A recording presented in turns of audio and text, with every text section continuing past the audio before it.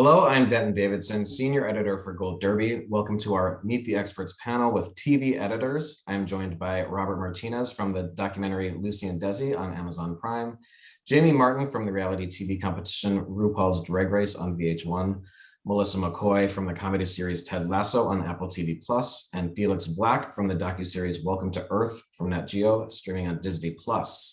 I love the diversity of the projects of this lineup. We have something from every genre.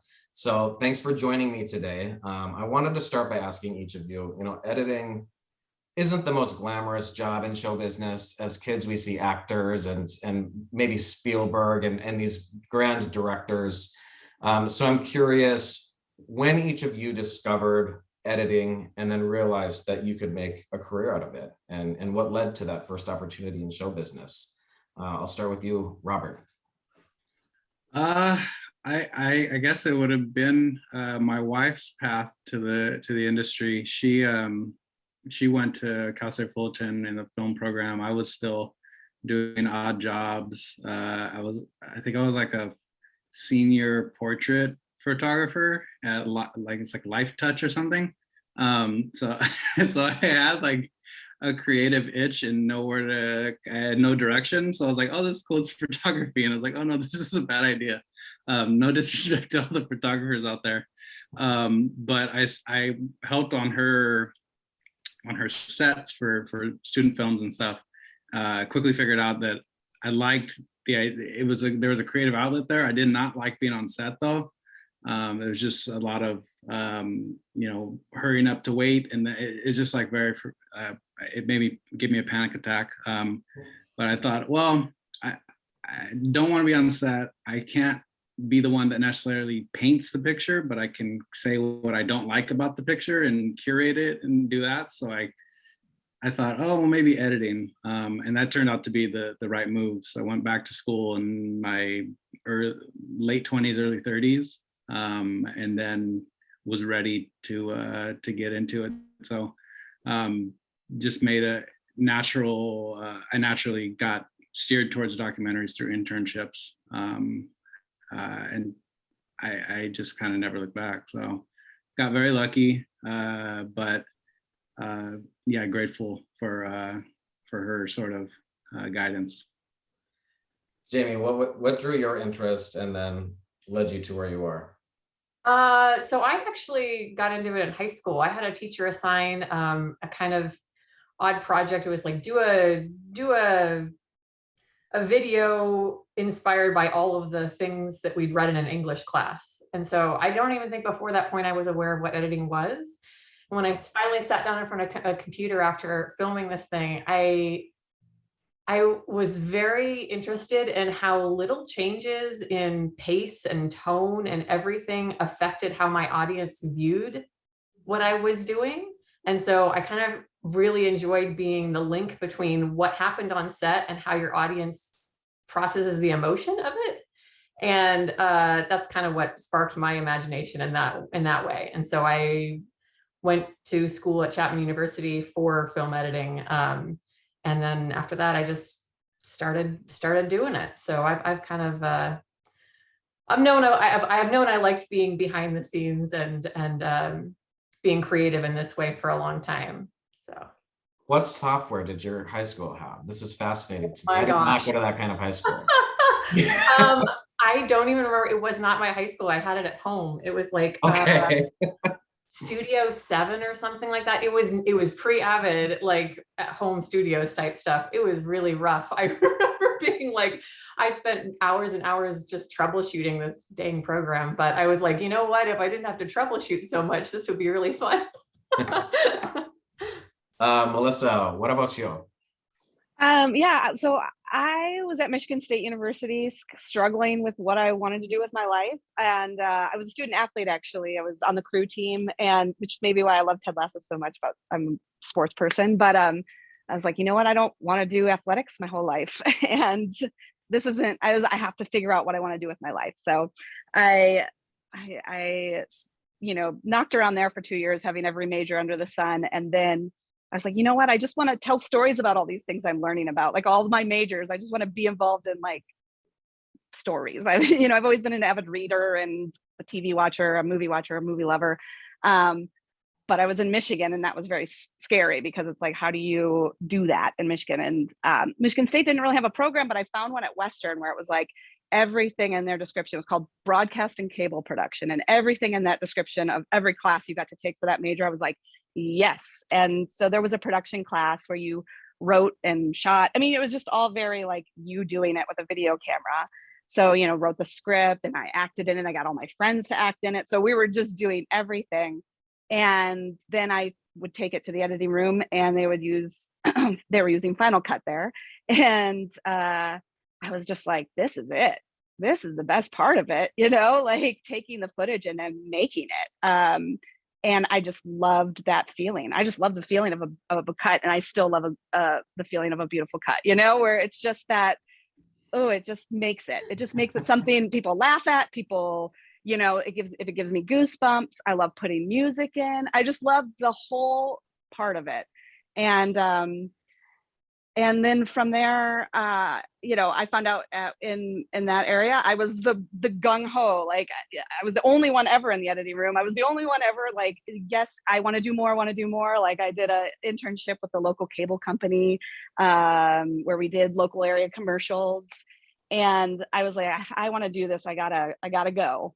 And so then I went to Chapman University and got my master's in film editing there. And from there, I found out about the ACE internship, and I applied for that and got that. And then that was, you know, that was the end. I shadowed some great editors there, and one of the stops was at CSI. And when I got done with that internship, they had a job. And so then I went and kind of cut my teeth being an assistant there. And they were so generous with showing me more. And that was such a juggernaut of a 22 episode machine for years and years. So it was a great entree into the world. Felix, how about you? I was at St Martin's Art College in London, and I was working making sculptures out of concrete, working in photography, paint, metalwork, woodwork. But all of the time I had headphones on, and I started to realize that this was like some sort of soundtrack, and whatever I was doing, whether I liked it or not, I could kind of see another way through it whilst listening to the music at the same time. And then I got more and more into photography, and then started to do projections. And I would then get an old photograph of my grandparents, and I asked my parents to come up, and I projected this photograph of my granddad and grandmother onto my real life mother and father, who are still here and still with us. My grandparents are long gone. And I lined up the projection, their eyes onto the closed eyelids of my parents. And I was in the scene, in this dark room with this projection on my parents, and the power that kind of seeped out of it, I knew it was just amazing. And I was trying to do an experiment where I could control time itself, and it sounds absolutely stupid, but of course that's the time to do that sort of thing, is at art college. And I then would film these little mini productions, and when I look back at it, it was almost like a ghost or something other that I couldn't really put my finger on. And this gave me a thrill of it felt so significant, even if it was just to me, that I knew, oh, this moving image, this slight moving image, this music altogether got me into using the art college's Avid, and then making short films, video installations. And obviously when art college finishes, you've got no money, completely poor. So I became a runner in a post-production facility, and hung on every single editor's words, tried to learn everything I could, serving tea, pressing those bloody buttons when allowed, and literally that's how, the short story of getting into making documentaries. When you were young or a kid, was there a film or TV show that you just couldn't get enough of? Like I came upon Stand By Me the other day, and I'm like, I watched the whole thing. And I remember when I was a kid, I used to lie about having a time that I had to be home. I lied about a curfew. I said I had to be home at 9, but I really just wanted to go home and watch reruns of Matlock. Was there any TV show or film as a kid that you just loved, Robert? I'm not sure.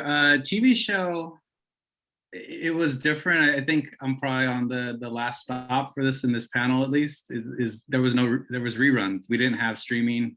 You had to see it in real time. So I remember, must see TV. What was it, Tuesdays or something like that.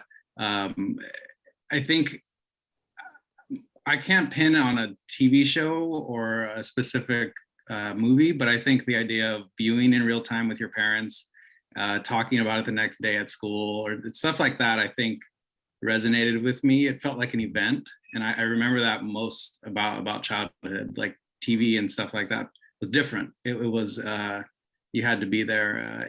It's similar to, I think, sports are still like that. You still have that, you have to see it that day. I'm not going to watch a basketball game 3 days from when it aired. And that's the way TV used to be. And I'm kind of nostalgic about that. That's true. Jamie, how about you? Growing up, my parents were kind of really anti-TV, actually. So we had like 4 VHSs in our house, and that has led to a very interesting connection with movies like White Christmas and South Pacific and Sound of Music. Very odd choices for like a 5-year-old or 6-year-old to be like very into, but I watched those movies so much that I feel like I was able to analyze them at a young age, you know what I mean, and like them for very different things, different musical abilities and cinematography things, that I don't know that most kids noticed. But that's what my childhood was mostly filled with, which is really strange saying it out loud. I let my kid watch TV. I'm like, you watch TV, you like that Paw Patrol, go for it. I can relate. I had 3 older sisters, and I saw Pretty Woman probably more times than any other 10-year-old boy did at the time. Right. It's what Melissa, you have on Melissa, how about you? Yeah, I would think I was the opposite because my mom was a nurse who worked nights. And so it was just like, and my dad was just like, whatever, whatever you want to do. So I watched a lot of television, a lot of movies that I probably shouldn't have watched. Like you think about it now and you're like, thanks, mom and dad, but whatever, enjoyed myself. But yeah, you had to be home.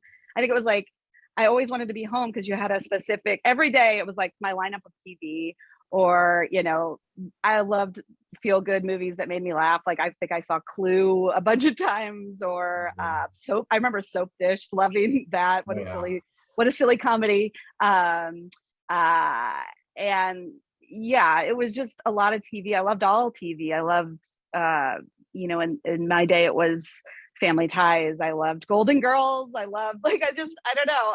What a wonderful time of television of just great characters and all. Like, where's the Golden Girls reboot is what I want to know. Like, we need those ladies back. But yeah, and then the movie that made me want to go to film school was Good Will Hunting. I could watch that over and over and over again. There's something about that style of filmmaking, and it's funny. It came up around Ted Lasso. We had some homages to Good Will Hunting, and I told Jason, I was like, I had that poster on my wall at college. It was like, that's what I want to make. And so we had a big discussion about that and our love of that movie. Felix, how about you? When I was very young, I would have reoccurring dreams about Star Wars. That was such a vast, massive world that seemed almost real to me. But one of the biggest impacts was actually being taken to the theatre by my parents when I was little and seeing Andrew Lloyd Webber's The Phantom of the Opera with the original cast back in the 80s. And that absolutely knocked my socks off. Those performances and the music, the thrill, the chandelier, everything about that performance, it was absolutely barnstorming for me. And then a few years later, Tim Burton's Batman came out. Batman the movie with Michael Keaton, Jack Nicholson, that absolutely was such a big deal to me. I literally lived and breathed Batman when I was a boy. The Prince soundtrack, the Danny Elfman score, the marriage or everything within that film, the scenes, the humor, the theater within Tim Burton's Batman, I still can watch that film and it gives me the biggest thrill, the biggest joy.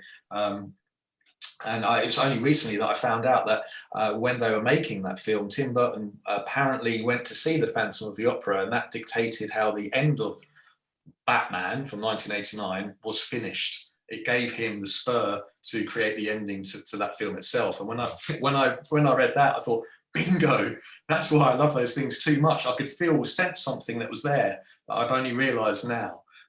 Yeah. And Felix, are those your arcade games? Is this your office? This is my edit suite. I have a wonderful PC here, an ultra-wide monitor, so I can drag the Avid timeline thousands of miles across the monitor speakers, everything proper. Man's world is here, but these are actual portals into other worlds. I mean, Will Smith was only welcome to Earth, yeah? Each one of these is a monolith to arcade wonderment. And if I could make an edit that in 40 years' time would be allowed to stand in a monolith like this in the back of someone's room, then I know I've done a good job. So they are arcade machines, but they're also portals into other universes. I'm so jealous. Well, I want to thank each of you again, Felix, Robert, Melissa, Jamie. Such great work this television season. Good luck to all of you at this year's Emmys. You're all so deserving of everything that comes your way. And it was such a pleasure to speak with each of you today. Thanks, Den. Thank you so much.